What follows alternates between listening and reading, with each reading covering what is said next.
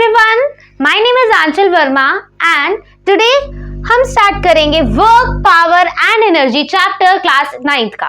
ठीक है, और बहुत ही इजी चैप्टर है। ठीक है, इसके अंदर न्यूमेरिकल्स आएंगे आपको। ठीक है, और बहुत ही मजा आएगा आप सभी को। ठीक है, ओवरऑल तो हम स्टार्ट करते हैं। सबसे पहले हमारे पास देखो, इस वीडियो को मैं 4 पार्ट्स में डिवाइड करूंगी, मतलब इस चैप्टर को, सॉरी। ठीक है, सो इस चैप्टर में देखिए, सबसे पहले हम वर्क पढ़ेंगे, पावर एंड फिर एनर्जी, और एक law of conservation of energy वाला होगा। ठीक है, 4 हम पार्ट्स में डिवाइड करेंगे इस चैप्टर को। ओके, ठीक है, तो फर्स्ट हमारे पास आएगा वर्क। वर्क क्या होता है? अब आप सब काम करते होंगे, तो आप बताइए वर्क क्या होता है। अब मैं आपको बताती हूँ एग्जाम्पल से। मान लीजिए एक ये लड़की है या कोई भी लड़का है। ठीक है, मान लीजिए ये लड़का है। ओके, और मेरी ड्राइंग अच्छी नहीं है। ठीक है, एंड ये इसने एक सूटकेस सा पकड़ा हुआ है। ठीक है, जिसके नीचे वो ठीक है ना, ये जो लगे होते हैं। ठीक है, ये मतलब कि ऐसे ये जो है वो बैग, ठीक है ना, बैग ऐसे लेकर जा रहा है वो। ठीक है, सो बैग कहाँ, देखो मान लीजिए सपोज ये बैग है और मैं बैग लेके जा रही हूँ। ठीक है, मैं बैग लेके जा रही हूँ और वो रेड रहा है ना ऐसे। ठीक है, तो बैग लेके जा रही हूँ तो फोर्स मेरा इस तरफ लग रहा है, राइट। मैं ऐसे अगर बैग लेके जा रही हूँ तो फोर्स मेरा इस साइड लग रहा है, क्योंकि मैं इसे ऐसे लेके जा रही हूँ, फोर्स मेरा लग रहा है। अब देखो, फोर्स इधर लग रहा है और डिस्प्लेसमेंट भी हो रही है। ठीक है ना, तो उसी देखो काम किसे कहते हैं, जहां फोर्स लग रहा है और डिस्प्लेसमेंट भी हो रही है। ठीक है ना, पहले मैं यहाँ थी, फिर मैं यहाँ पहुंच जाऊंगी, राइट, इस जगह पे, समझ रहे हो। तो यहाँ पे इस जगह पे फोर्स लग रहा है, तो उसी चीज को हम वर्क कहते हैं। Work is defined as a product मतलब multiply of force and displacement. Okay, ठीक है, उसे हम क्या कहते हैं, वर्क कहते हैं। वर्क का फॉर्मूला क्या होता है, फोर्स इनटू डिस्प्लेसमेंट। एफ होता है फोर्स एंड एस होता है डिस्प्लेसमेंट। डिस्प्लेसमेंट को हम एस से डिनोट करते हैं। आ रही है समझ? मैंने क्या समझाया वर्क में? वर्क में ये बताया है कि मान लीजिए एक सूटकेस लेके, ठीक है ना, एक बैग सा लेके एक कोई भी इंसान जा रहा है। ठीक है, और उसे ऐसे मतलब फोर्स लगा रहा है इस तरफ। ठीक है, अगर मैं ऐसे लेके जा रही हूँ तो फोर्स मेरा इस साइड लग रहा है ना, तो फोर्स भी इस तरफ लग रहा है, डिस्प्लेसमेंट भी हो रही है, उस चीज को हम वर्क कहते हैं।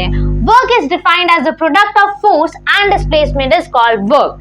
ठीक है, वर्क का फॉर्मूला आपको याद होना चाहिए। इसके ऊपर हम न्यूमेरिकल्स भी करेंगे, न्यूमेरिकल्स भी पूछे जाते हैं। ठीक है, work is equals to force into displacement. I hope so समझ आ गई है। अब इसकी यूनिट्स क्या होंगी, देखिए, फोर्स की यूनिट होती है न्यूटन, बिल्कुल सही। फोर्स की यूनिट क्या होती है, न्यूटन होती है। एंड डिस्प्लेसमेंट होता क्या है, डिस्टेंस ये हिसाब का, राइट, उसे मीटर्स में लिखते हैं, तो उसकी यूनिट क्या होगी, मीटर। तो न्यूटन मीटर इसकी यूनिट होगी। Is it okay? सो इसे आप चाहे न्यूटन मीटर इसकी यूनिट लिखिए, चाहे जूल लिखिए, चाहे आप जे भी लिख सकते हो, capital J.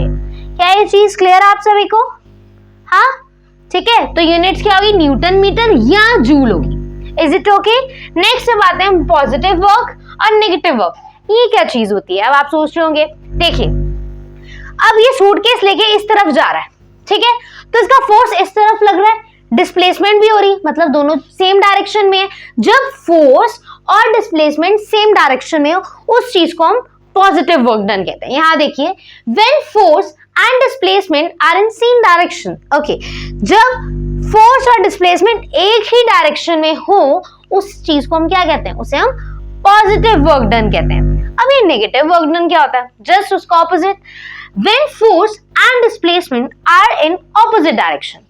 Is it okay? नहीं समझ आई? देखो फॉर एग्जाम्पल, ये मान लो, ये देखो, ये दीवार है। ठीक है, ये बोर्ड है, बोर्ड के पीछे दीवार है ना। अगर मैं इस दीवार को धक्का दूं, चाहे जितना मर्जी फोर्स लगाऊं, ठीक है, मैंने ये देखो काफी फोर्स लगाया, लगाई जा रही, मैं लगाई जा रही, क्या ये दीवार हिलेगी? आप बताइए, ये दीवार हिलेगी? नहीं हिलेगी। क्यों? देखिए ना, मैं फोर्स लगा रही हूँ, बट ये क्या डिस्प्लेसमेंट हो रही है, क्या ये दीवार आगे हिल पा रही है? नहीं ना, मेरा फोर्स लग रहा है। ठीक है, अभी मैं आपको जीरो के केस समझा रही हूँ। मैं फोर्स लगा रही हूँ बट डिस्प्लेसमेंट नहीं हो रही, तो इसमें डिस्प्लेसमेंट जीरो होगी ना। और अगर देखिए डिस्प्लेसमेंट जीरो होगी और ये फोर्स से मल्टीप्लाई हो रहा है, तो ये तो जीरो हो गया ना, तो यहाँ इस केस में वर्क डन जीरो हो गया। अभी नेगेटिव नहीं समझा रही मैं, पॉजिटिव मैंने क्या समझाया, जब पॉजिटिव में क्या हो रहा है, फोर्स और डिस्प्लेसमेंट एक ही डायरेक्शन में है, उस चीज को हम पॉजिटिव वर्क डन कहेंगे। ठीक है, और जीरो कब होगा, जब इन दोनों में से एक चीज जीरो होगी। अगर फोर्स जीरो होगा तो जीरो से कुछ भी मल्टीप्लाई करो, आंसर तो जीरो ही आएगा, है ना, तो वर्क डन तो जीरो ही होने वाला है। ओके, तो उसी तरह मैं आपको समझाती, मैं अगर दीवार को धक्का लगाऊं, ठीक है ना, अगर मैं इसको फोर्स लगा रही हूँ, बहुत ज्यादा फोर्स लगा रही हूँ, बट डिस्प्लेसमेंट तो हो ही नहीं रही है, ठीक है ना, तो डिस्प्लेसमेंट क्या हो रही है यहाँ पे, इस केस में जीरो हो रही है, इस तरह वर्क डन जीरो हो गया। आ रही है समझ? क्या ये चीज क्लियर है? Okay, so negative work done क्या होगा, जब force and displacement opposite direction में। आ रही है समझ? ठीक है ना, तब क्या होगा, हमारा नेगेटिव वर्क डन होगा। Okay, when force and displacement are in opposite direction.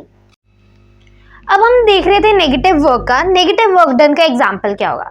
Suppose एक कार चल रही है, ठीक है, रोड पे एक कार चल रही है मान लीजिए, ठीक है, एंड उसके ऊपर देखो, अब कार चल रही है, फोर्स फ्रिक्शनल लगेगा ना, फ्रिक्शनल फोर्स लगा रही है, ठीक है, फोर्स क्या होगा, इस साइड होगा, ठीक है, ये अगर कार चल रही है, ये देखो अगर ये कार है तो फ्रिक्शनल फोर्स इधर लगेगा और डिस्प्लेसमेंट इधर हो रही है, डिस्प्लेसमेंट को हम ऐसे डिनोट करते हैं ना, ठीक है, तो क्या हो रहा है, फोर्स इस साइड लग रहा है एंड डिस्प्लेसमेंट इस साइड हो रही है। इसका क्या मतलब है, इसका मतलब है देखो ना, जब ऑपोजिट डायरेक्शन में हो दोनों, उसी चीज को तो हम नेगेटिव वर्क कहते हैं ना, तो ये चीज क्या होगी, नेगेटिव वर्क होगी। क्या ये चीज क्लियर होगी, work done force into displacement हो गया। यूनिट्स न्यूटन मीटर या जूल या कैपिटल जे, दैट्स इट।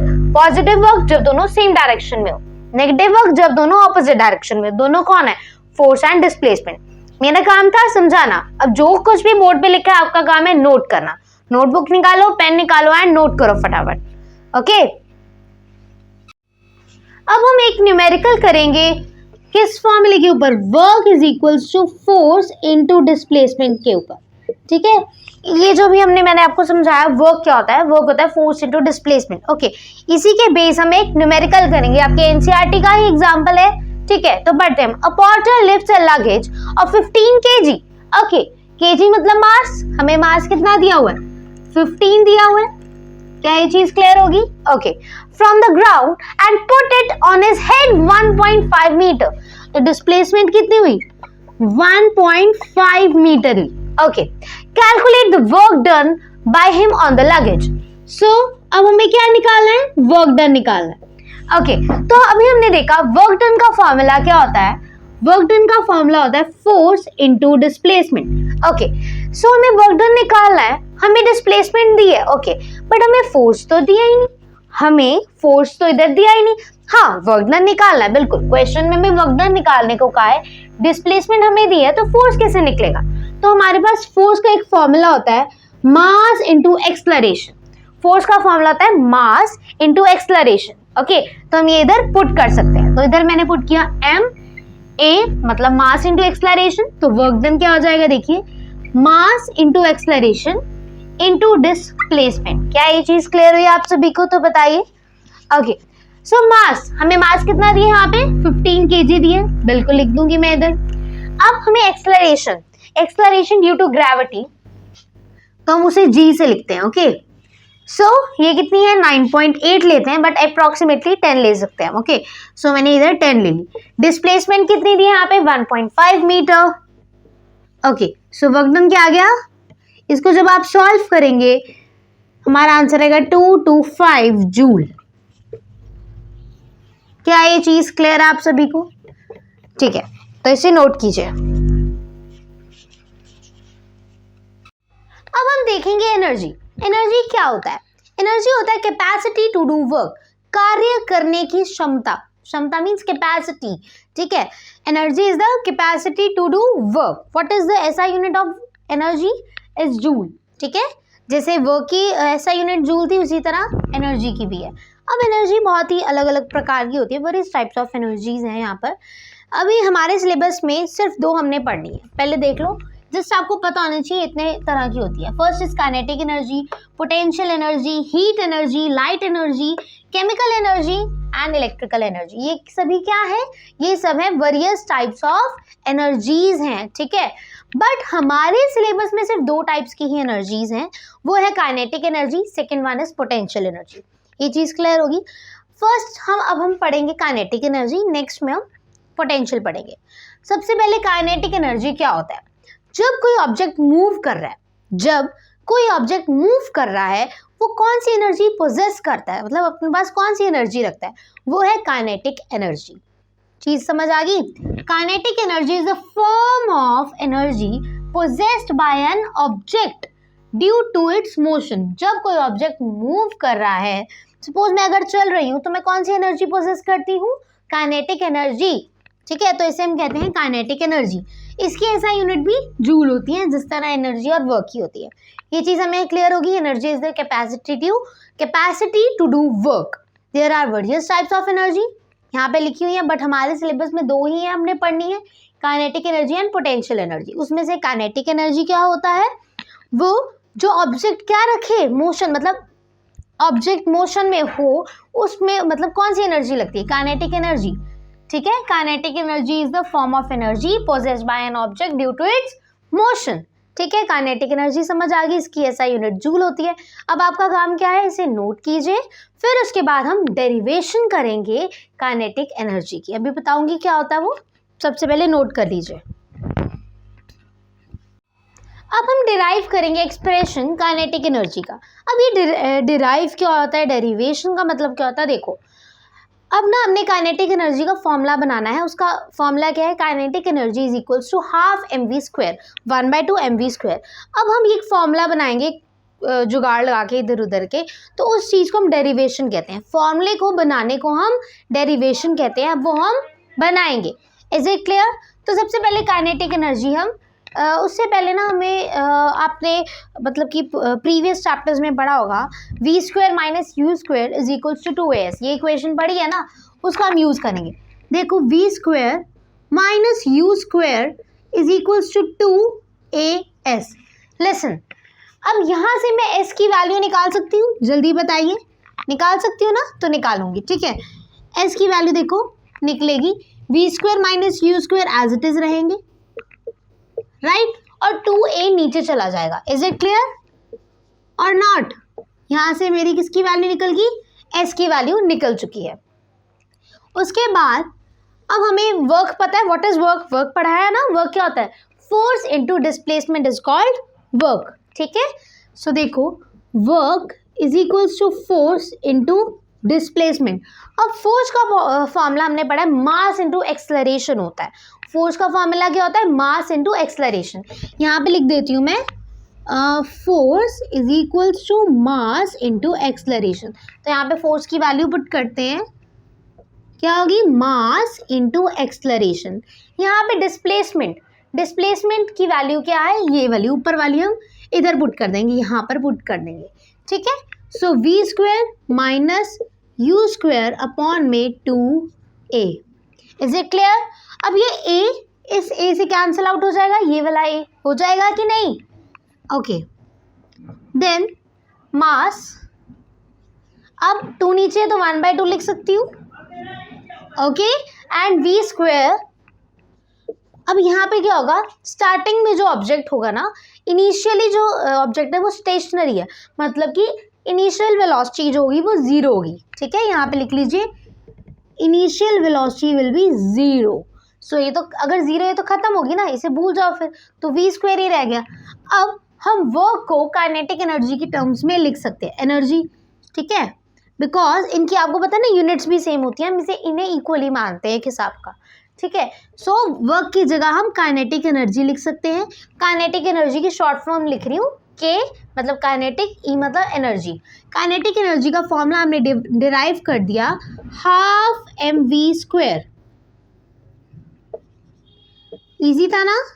देखो ये फॉर्मूला, इसे हम इस चीज़ को हम डेरिवेशन कहते हैं। डिराइव करना मतलब फॉर्मूले को बनाना, दूसरे फॉर्मूले यूज़ करके हमने ये फॉर्मूला बनाया है।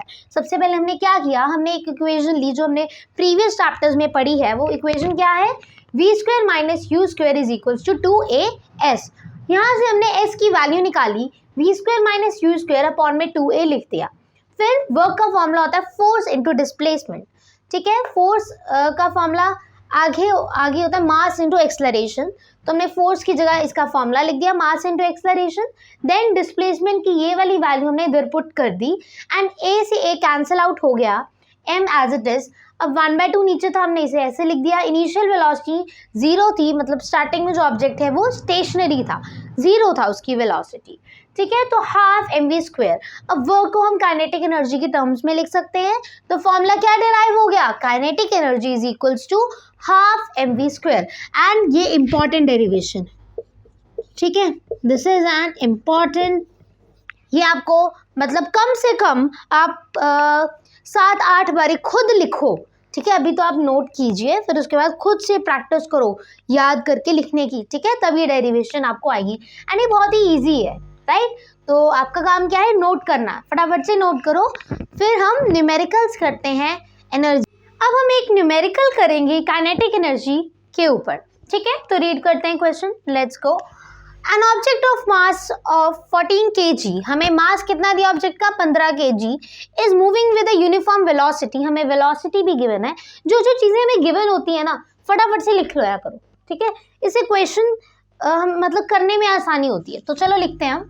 सबसे पहले हमें मास कितना गिवन है, 15 kg, ये चीज़ क्लियर होगी आपको, मास कितना गिवन है 15।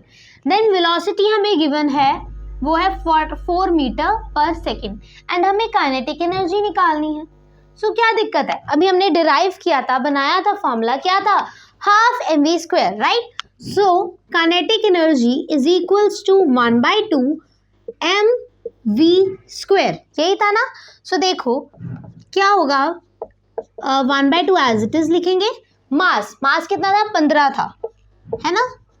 अब वेलोसिटी कितनी होगी, वेलोसिटी है 4, सो 4 का स्क्वायर 16 हो जाएगा ना। ये देखो 1/2 इंटू 15 इंटू 16, एंड 2 1 2, 2 8 16।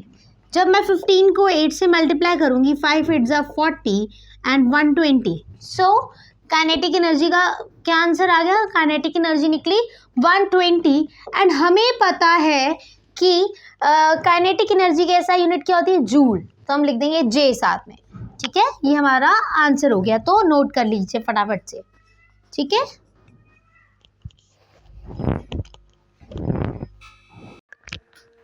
अब हम करेंगे पोटेंशियल एनर्जी। पोटेंशियल एनर्जी क्या होता है, इसे हम एग्जाम्पल से समझते हैं, हमें ज़्यादा समझ आएगा। तो पोटेंशियल एनर्जी का मतलब क्या है, देखिए। सबसे पहले आपने धनुष देखा है, धनुष तीर कमान जिसे हम कहते हैं, उसमें क्या होता है, जैसे कि मान लीजिए ये धनुषा है एंड इसकी स्ट्रिंग सी है, ठीक है। जस्ट एज्यूम करना है, ठीक है, इस प्रकार से है ये, एंड ये इसकी स्ट्रिंग है, मतलब जो होता है, एंड यहाँ से जो है हम तीर मतलब कि होता है, एंड उसे हम खींचते हैं ऐसे जोर की, एंड फिर वो तीर छूट जाता है, पता है ना। स्ट्रिंग मतलब कि तीर कमान धनुष में क्या होता है, ऐसे हम ऐसे करके खींचते हैं और ऐसे मारते हैं, राइट। तो जब हम खींच रहे हैं, ठीक है, तब वो काइनेटिक एनर्जी है, ठीक है। बट जब वो जो स्ट्रिंग है वो ऐसे खींचने के बाद, देखो ना, जब हमने खींचा तो वो ऐसे होगा, जब हमने क्या किया, ये अभी खींचा हुआ है इस तरह से, ठीक है। तो अभी हमने खींचा, ये काइनेटिक एनर्जी में। जब वो अपनी पोजीशन में वापस आ जाएगा, ठीक है, जब अपनी पोजीशन में वो वापस आ जाएगा, उसे हम पोटेंशियल एनर्जी कहते हैं। उसे हम क्या कहते हैं, पोटेंशियल एनर्जी। जो मतलब ऑब्जेक्ट रेस्ट पोजीशन पर है, उसे हम पोटेंशियल एनर्जी कहते हैं। ये हमारा एक एग्जाम्पल हो गया, ठीक है। फॉर एग्जाम्पल आपने स्प्रिंग देखा है, स्प्रिंग को जब मैं ऐसे करके खींचूंगी तब वो काइनेटिक एनर्जी में है। जब मैं उसे छोड़ दूंगी वो वापस अपनी पोजीशन में आ जाएगा ना। खींचेंगे तो काइनेटिक एनर्जी, क्योंकि मोशन में जब ऑब्जेक्ट होता है उसे हम काइनेटिक एनर्जी कहते हैं। जब मैं स्प्रिंग जो स्प्रिंग होता है वो ऐसे ऐसे होता है ना, ये स्प्रिंग सा है, जब मैंने स्प्रिंग को खींचा तो वो काइनेटिक एनर्जी लगी है। बट जब मैंने खींचा एंड वो अपनी पोजीशन में वापस आ जाएगा, उसे हम क्या कहते हैं, उसे हम पोटेंशियल एनर्जी कहते हैं। अपनी पोजीशन में, अपनी कॉन्फ़िगरेशन में आ जाना, ठीक है, उसे हम क्या कहते हैं, potential energy. Energy possessed by an object due to its position और कॉन्फ़िगरेशन, उसे हम क्या कहते हैं, पोटेंशियल एनर्जी कहते हैं। ओके, ठीक है। तो पोटेंशियल एनर्जी क्या होता है, जो पोजीशन पोजेस करे ऑब्जेक्ट को पोजीशन और कॉन्फ़िगरेशन में, ड्यू टू इट्स पोजीशन और कॉन्फ़िगरेशन। एक एग्जांपल लिया धनुष का हमने, दूसरा एक स्प्रिंग का, तीसरा एक रबर बैंड का। रबर बैंड को जब मैं खींच रही हूँ तो एक काइनेटिक एनर्जी में, जब ये इसको मैंने छोड़ा ये अपनी पोजीशन में वापस आ गया। इसको जब मैंने स्ट्रेच किया तो अभी ये काइनेटिक एनर्जी में मूव कर रहा है, बट जैसे ही मैंने इसे छोड़ा अपनी पोजीशन में वापस आ गया ना, ये देखिए इसको जैसे ही छोड़ रही हूँ अपनी पोजीशन, अपनी कॉन्फ़िगरेशन में आ जाता है ड्यू टू इट्स पोजीशन और कॉन्फ़िगरेशन। इसे हम पोटेंशियल एनर्जी कहते हैं। जब इसे खींचा एंड ये अपनी पोजीशन में वापस आ गया, राइट, मैंने तो निकाला इसे आने के लिए, ये खींचा मैंने खुद, बट ये पोजीशन अपनी वापस आ गया, उसे हम पोटेंशियल एनर्जी कहते हैं जब वो रेस्ट पोजीशन पर आ जाता है। अब ये काइनेटिक एनर्जी में है एंड ये वापस आ गया अपनी पोजीशन में, इसे ही हम क्या कहते हैं, पोटेंशियल एनर्जी कहते हैं। Energy possessed by an object due to its position और कॉन्फ़िगरेशन, इसका फॉर्मूला क्या होता है, mgh, m mass, g is acceleration due to gravity and h is the height. So हमने समझ लिया पोटेंशियल एनर्जी क्या होता है। अब हम समझेंगे एक न्यूमेरिकल ट्राई करेंगे हम, फाइंड द एनर्जी। एनर्जी हमें फाइंड करने को कहा है, हमें ये नहीं बताया काइनेटिक एनर्जी या पोटेंशियल एनर्जी, ये हमें खुद से दिमाग लगाना है। ऑब्वियस अभी हम पोटेंशियल एनर्जी कर रहे हैं तो न्यूमेरिकल भी उसी का मिलेगा, बट एग्जाम में तो नहीं पता ना, स्पेसिफिकली नहीं कह रहे वो जस्ट एनर्जी कह रहे हैं। सो हमें मास कितना दिया हुआ है गाइस, मास हमें 10 kg दिया हुआ है, ओके। देन हमें हाइट कितनी दी है, 6 मीटर, हाइट हमें दी है 6 मीटर। देन हमें एक्सेलरेशन ड्यू टू ग्रेविटी दी है 9.8 मीटर पर सेकेंड स्क्वायर।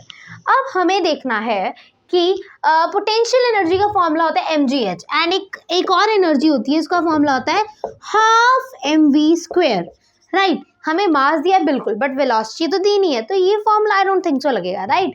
सो क्या नाम था पोटेंशियल एनर्जी, उसका फॉर्मूला क्या होता है mgh, मास क्या दिया हुआ है 10, acceleration due to gravity is 9.8 and height हमें दी है 6, ठीक है।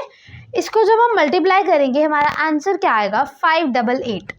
क्या आ जाएगा पोटेंशियल एनर्जी का 588, और ये किस में होगा, जूल में होगा ना, तो ये हमारा आंसर आ चुका है, ठीक है। इसे नोट कीजिए, इसकी डेफिनेशन जो एग्जांपल्स मैंने बताए हैं उसे भी लिख लेना साथ के साथ, ठीक है। एंड न्यूमेरिकल भी सॉल्व करो, इसे लिखो। एक और न्यूमेरिकल हम करते हैं पोटेंशियल एनर्जी के ऊपर, ओके।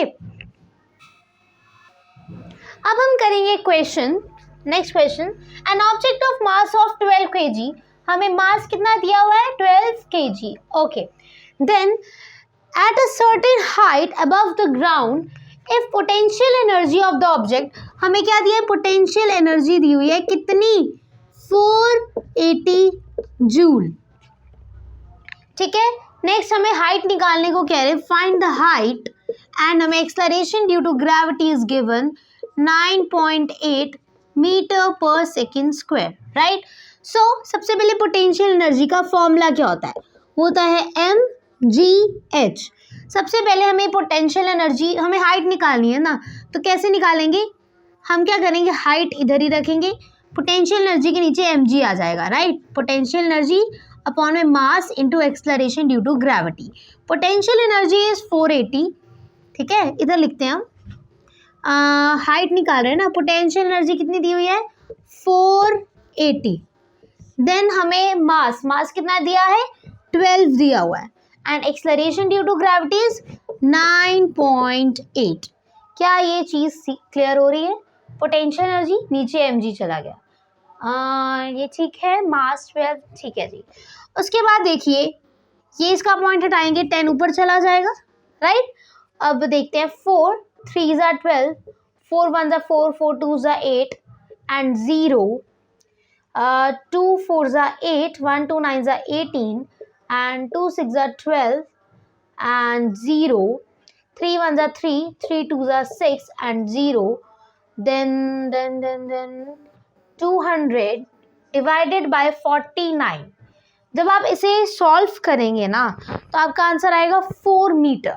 क्या आंसर आएगा इसको डिवाइड करने के बाद, height is equals to 4 metre and that is your answer.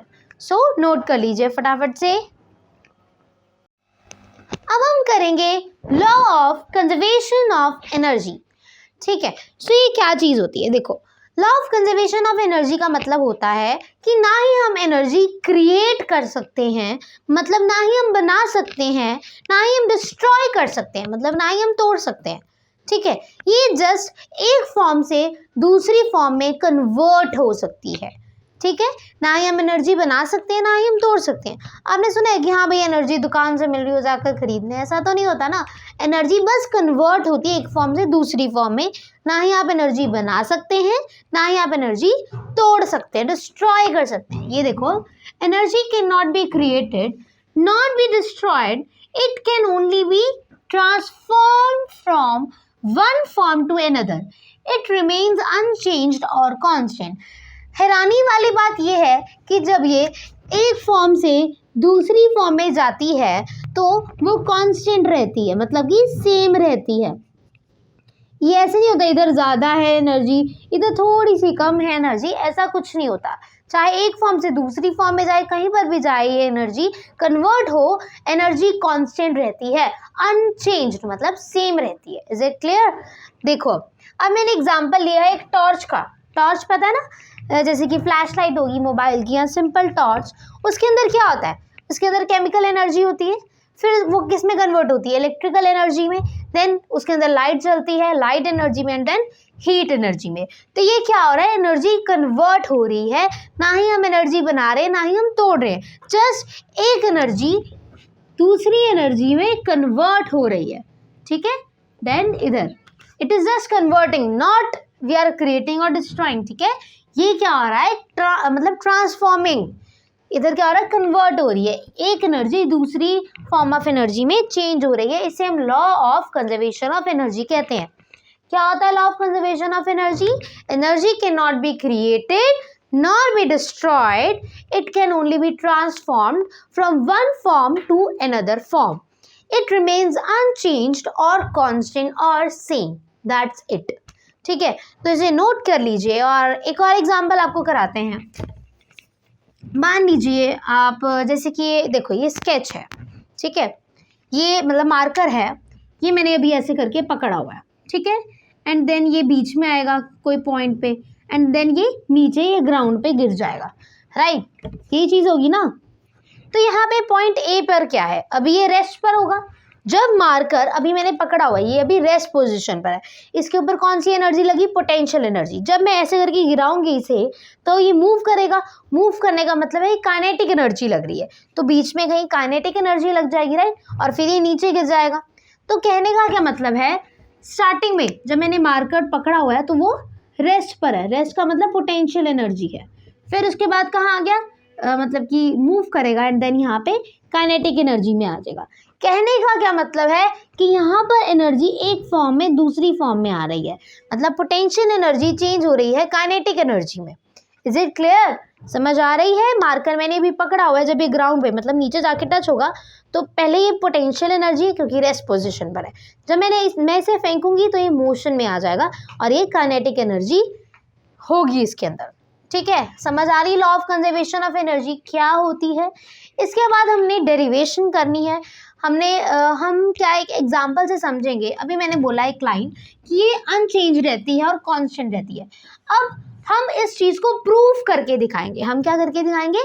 Proof करके दिखाएंगे एक एग्जांपल लेकर, कि हम बताएंगे कि कोई भी आप पॉइंट पे चले जाएं, कहीं पर भी एनर्जी कांस्टेंट रहती है, सेम रहती है। ये इसी पॉइंट को प्रूफ करने के लिए एक एग्जांपल से डेरिवेशन करेंगे। Is it clear? तो उससे पहले आपका काम क्या है? डेफिनेशन, एग्जांपल जो मैंने बोला है उसे नोट कीजिए, this example and this one also. Okay, so note कर लीजिए, फिर हम डेरिवेशन करते हैं इसकी। ओके, अब हम करेंगे derivation law of conservation of energy की। मान लीजिए एक बॉल है, मैंने पकड़ी हुई है एंड वो बीच में सेंटर में आएगी एंड देन ऊपर से वो नीचे आएगी, गिरेगी। समझ रहे हो? ये बॉल पकड़ी, मान लो बॉल मैंने ऐसे पकड़ी एंड देन नीचे गिर गई, ठीक है, और बॉल का पॉइंट ए है और ये बी है एंड ये सी है। ठीक है, सी थोड़ा नीचे बना लेते हैं हम। ओके, सो पॉइंट ए पर हम सबसे पहले हम डेरिवेशन में करने के वाले हैं। इस डेरिवेशन में क्या होगा, हम देखेंगे कि मतलब पॉइंट ए हो, चाहे पॉइंट बी हो, चाहे या पॉइंट सी हो, इन तीनों पॉइंट्स पर law of conservation of energy, मतलब जो एनर्जी है वो कांस्टेंट रहेगी, सेम रहेगी, एनर्जी चेंज नहीं होगी, चाहे पॉइंट ए हो, चाहे बी हो, चाहे सी हो। ठीक है, तो अब देखो अब हम देखेंगे मैकेनिकल एनर्जी। मैकेनिकल एनर्जी का मतलब होता है total energy which is potential energy plus kinetic energy, ठीक है। तो इसको शॉर्ट फॉर्म में ऐसे लिखा है, mechanical energy is equals to potential energy plus kinetic energy. इस डेरिवेशन में हमें क्या प्रूव करना है? We have to prove that mechanical energy remains constant at all the 3 points. तीनों पॉइंट्स पर जो मैकेनिकल एनर्जी होगी कांस्टेंट रहेगी, विच मीन्स सेम, ठीक है। कांस्टेंट का मतलब क्या होता है? सेम होता है। ये चीज दिमाग में बिठा लो। पॉइंट ए पर सबसे पहले हम लिखेंगे मैकेनिकल एनर्जी। क्या करेंगे हम? Mechanical energy is equals to क्या होता है? Potential energy plus kinetic energy. Potential energy का फॉर्मूला होता है M G H and kinetic energy का हाफ एम वी स्क्वायर। अब यहाँ पर जब मैंने बॉल पकड़ी हुई है, मान लो ये बॉल है एंड बॉल पकड़ी है पॉइंट ए पर, स्टार्टिंग में तो बॉल मतलब कि उसकी इनिशियल वेलोसिटी तो जीरो होगी ना, स्टार्टिंग पर वेलोसिटी जीरो होगी, बॉल की initial velocity will be zero, so मतलब काइनेटिक एनर्जी जो होगी वो तो जीरो हो जाएगी, ठीक है। सो हमारी मैकेनिकल एनर्जी पॉइंट ए पर क्या आ गई? एम जी एच, यही आ गई ना। दोबारा लिख देती हूँ, ये देखो एम जी एच, ये हमारी क्या आ गई? मैकेनिकल एनर्जी आ गई पॉइंट ए पर। जिस तरह हमने पॉइंट ए पर निकाली, अब हम पॉइंट बी, अब हम करेंगे पॉइंट बी के लिए। एट पॉइंट बी, देखिए एट पॉइंट बी, सो इधर देखिए क्या होगा। पॉइंट बी पर सबसे पहले हम निकालते हैं काइनेटिक एनर्जी। क्या निकालेंगे हम? Kinetic energy. तो इसका फॉर्मूला होता है हाफ एम वी स्क्वायर। अब हम लिखते हैं kinetic energy is equals to 1/2 m। अब वी स्क्वायर कैसे निकालें? तो यहाँ पे देखिए V square minus U square is equals to 2as। हमने प्रीवियस चैप्टर्स में पढ़ी है इक्वेशन। सो यहाँ पे इनिशियल वेलोसिटी जीरो हो चुकी है, ठीक है, बिकॉज स्टार्टिंग में तो ऑब्जेक्ट मतलब जो बॉल से हमने पकड़ी है वो तो स्टार्टिंग में तो जीरो होगी ना, स्टेशनरी है। सो यहाँ पे जो a होगा हम उसे g लेंगे एंड जो x होगा उसे हम मतलब s जो होगा उसे हम x मानेंगे, ठीक है। सो 2gx, ये v स्क्वायर की वैल्यू है, इधर मैं पुट कर दूंगी 2gx। 2 से 2 कैंसिल, सो काइनेटिक एनर्जी की वैल्यू क्या आ जाएगी? 2 नहीं आएगी, 2 तो कैंसिल हो गया ना, mgx आ गई काइनेटिक एनर्जी की। इसे हम ठीक है, सो ये क्या आ गई? काइनेटिक एनर्जी की वैल्यू। अब हम निकालेंगे किसकी? पोटेंशियल एनर्जी की वैल्यू। सो इसका फॉर्मूला होता है एम जी एच। सो एम एम ही रहेगा, जी भी, एच का देखो पंगा क्या है। पॉइंट बी पर मैं खड़ी हूँ, मतलब मेरी पॉइंट बी पर मान लीजिए यहाँ से लेके यहाँ तक की जो हाइट हमने निकालनी है, पॉइंट बी से सी तक की हाइट निकालनी है। तो कैसे निकलेगी? ये चीज़ पूरी एच है एंड ये चीज़ एक्स है। एच में से जब मैं एक्स को माइनस करूंगी, बी से लेके सी तक का मतलब हाइट निकल जाएगी, एच माइनस एक्स होगा, ठीक है ना। ये एच है एंड ये चीज़ एक्स है। जब मैं इतने में से इतने को माइनस करूंगी ये चीज़ निकल जाएगी। समझाने की कोशिश कर रही हूँ मैं, ठीक है। इस पूरे में से ये चीज़ माइनस कर दो तो ये चीज़ निकल आएगी। तो H minus X is B से लेके सी तक की हाइट। सो एच क्या होगा हमारे पास? H minus X. सो इधर लिख दो एच माइनस एक्स। सो अब एम जी एच के साथ मल्टीप्लाई होगा, right. So M G H minus M G X, ये आ गई हमारे पास पोटेंशियल एनर्जी की वैल्यू। अब मैकेनिकल एनर्जी निकालेंगे। मैकेनिकल एनर्जी क्या होता है? मैकेनिकल एनर्जी होती है potential energy plus kinetic energy. So potential energy क्या है? M G H minus M G X plus kinetic energy is M G X, right.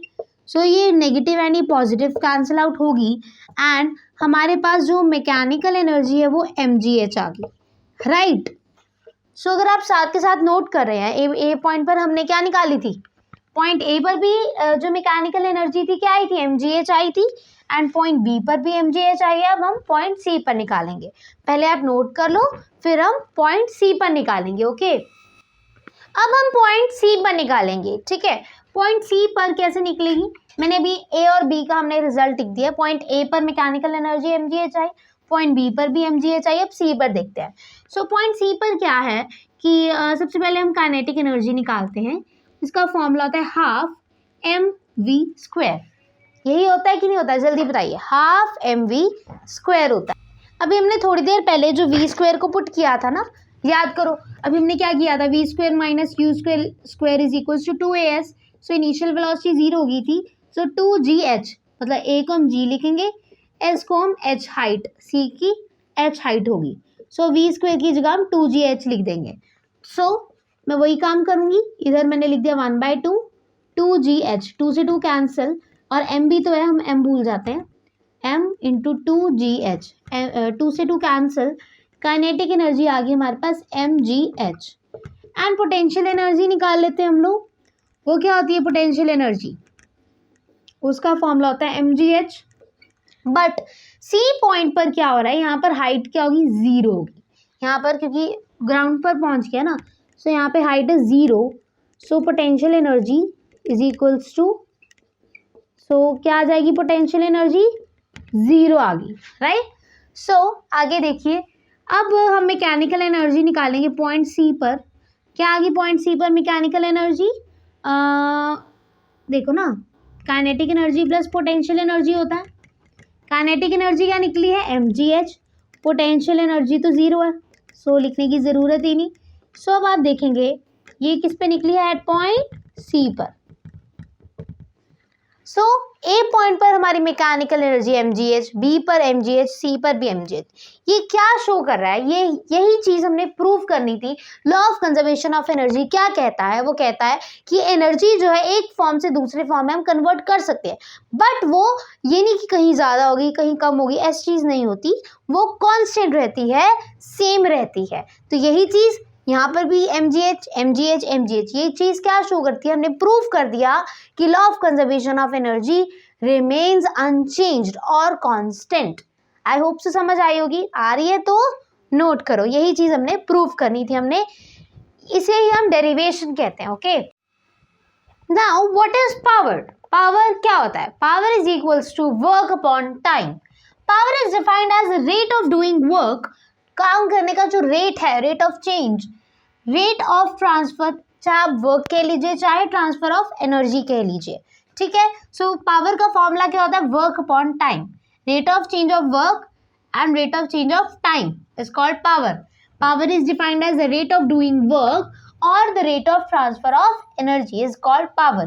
Power is equal to work upon time and the SI units of power is watt, और we can say W, capital W। Okay, so power का formula क्या होता है, work upon में time, ठीक है। सो इसका just यही था एक डेफिनेशन छोटी सी, इसका formula and units, SI unit. अब हम करेंगे दो न्यूमेरिकल, आपके NCERT के ही एग्जाम्पल्स हैं, दोनों ही अच्छे एंड इम्पॉर्टेंट से हैं। सो हम करेंगे, पहले इसे नोट कर लो, फिर हम न्यूमेरिकल ट्राई करते हैं। ओके, अब हम करेंगे एक न्यूमेरिकल ट्राई।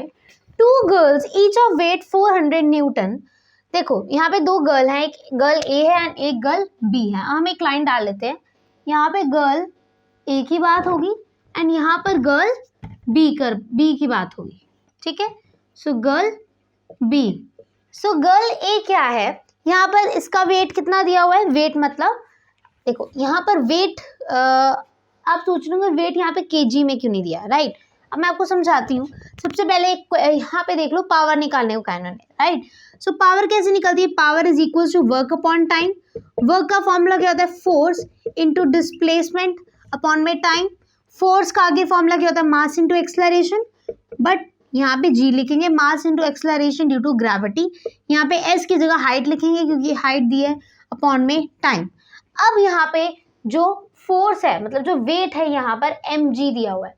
यहाँ पर मतलब कि जो हमने mg हमें ना अलग अलग से नहीं दिया हुआ, हमें क्या, जो यहाँ पे वेट है ना, वेट हमें मास और एक्सेलरेशन ड्यू टू ग्रेविटी दोनों की वैल्यू एक दी है, 400 न्यूटन दी हुई है यहाँ पे, और दूसरी गर्ल की कितनी दी हुई है, दोनों की सेम ही दी हुई है, ठीक है। समझ आ गई मैं क्या कह रही हूँ। Power is equal to work upon में टाइम। वर्क क्या होता है, फोर्स इंटू डिस्प्लेसमेंट। फोर्स का आगे फॉर्मूला क्या होता है, मास इंटू एक्सेलरेशन, और एक्सेलरेशन ड्यू टू ग्रेविटी होगी, ठीक है। एंड एस की जगह हम हाइट लिखेंगे, अपॉन में टाइम। इसकी वैल्यू में 400 न्यूटन दी हुई है, यहाँ पे हाइट हमें आई थिंक सो, हाँ अभी मैं पूरा लिखवा के समझाती हूँ, ये जस्ट थोड़ा सा ओवरव्यू दिया हमें, ठीक है। तो यहाँ पर हमें जो वेट है, ठीक है, आप कह सकते हो फोर्स, यहाँ पे फोर्स है ना उसकी जगह, वो कितना दिया है 400 Newton. And next one is that height, height कितनी दी हमें 8 मीटर। एंड नेक्स्ट वन, हाँ गर्ल ए की बात हो रही है ना, ये सब कुछ गर्ल ए को दिया है। एंड 20 सेकेंड्स मतलब टाइम हमें दिया हुआ है, राइट। और उसी तरह power is equals to work upon time. Work क्या होता है, फोर्स इंटू डिस्प्लेसमेंट अपॉन में टाइम। फोर्स क्या है यहाँ पर, जल्दी बताओ, mass into acceleration into displacement की जगह हम हाइट लिखेंगे, अभी बताया था मैंने, क्योंकि हमें इससे सीधा सीधा नहीं दिया ना वर्क अपॉन में टाइम, इसीलिए हमें ऐसा करना पड़ रहा है, ठीक है। सो mg की वैल्यू हमें कितनी दी हुई है बताइए जी, mg की वैल्यू मतलब जो न्यूटन में वैल्यू दी है वो 400 दी हुई है, तो हम 400 लिख देंगे। मल्टीप्लाई हाइट हमें दी है 8 मीटर एंड टाइम हमें 20 सेकेंड्स दिया है। 0 से 0 कैंसिल, 2 1 जा 2, 2 2 2 4 जा 8, 4 4 जा 16 एंड 0 पहले थी तो 160 वॉट आ जाएगा। वॉट क्यों, क्योंकि इधर पावर है। ये चीज़ क्लियर होगी, ये क्या निकली हमारी पावर। उसी तरह इधर आ जाइए गर्ल बी का, गर्ल बी का भी जो हमें वेट है, ठीक है, आप ऐसे कीजिए वेट ही लिख लीजिए, वेट, ठीक है, एंड इधर भी वेट ही लिख लो आप। वेट कितना दिया है हमें, वो भी 400 न्यूटन दिया हुआ है, राइट। उसके बाद हमें इसकी हाइट वो भी 8 मीटर दी हुई है, ठीक है, बट हमें टाइम इसका अलग दिया है 50 सेकेंड बी गर्ल का, ठीक है। सो टाइम कितना दिया हुआ है 50 सेकेंड्स। सो उसी तरह power is equals to work upon में टाइम। वर्क का formula force into displacement upon में टाइम। फोर्स की जगह हमने क्या लिख दिया mg, ठीक है, mg की वैल्यू हमें 400 ऑलरेडी गिवन है एंड s की जगह हम h लिखेंगे एंड टाइम। h कितना दिया हमें 8 दिया हुआ है, टाइम इधर हम 50 सेकेंड्स लेंगे ना, ये देखो गर्ल ए के लिए 20 सेकेंड, गर्ल बी के लिए 50 सेकेंड्स, बस टाइम में चेंज आया है। ये 0 से 0 कैंसिल हो गई, इज इट क्लियर। 5 1 जा 5, 5 8 जा 40 आ गया, तो 8 8 जा 64 वॉट क्या आ गया हमारे पास, पावर की वैल्यू आ गई। यहाँ पे इस क्वेश्चन में अलग क्या था, यहाँ पे क्वेश्चन में था कि हमें वेट कैसे दिया, वो भी न्यूटन में दिया है। अगर हमें केजी में दिया होता तो हम मास इंटू एक्सलरेशन मतलब करते हम सब कुछ मल्टीप्लाई, बट हमें ऑलरेडी ये चीज़ गिवन थी, राइट, यहाँ पर भी एंड यहाँ पर भी 400 न्यूटन हमें गिवन है, ठीक है। न्यूटन देखो ना, न्यूटन का मतलब क्या है, फोर्स मास इंटू एक्सलरेशन होता है, इसकी जो यूनिट्स होती है न्यूटन होती है ना, इसीलिए, ठीक है। समझ आ रही है कि नहीं आ रही है। सो मेन जो डिफरेंट चीज़ थी वो न्यूटन थी, यहाँ पे 400 न्यूटन, वो मैंने आपको प्रॉपरली समझा दिया, अब आप इसे नोट कर लो। अब हम नेक्स्ट क्वेश्चन करेंगे। A boy of mass 50 kg runs up a staircase of 45 steps in 9 seconds. If the height of each step is 15 centimeter, find his power.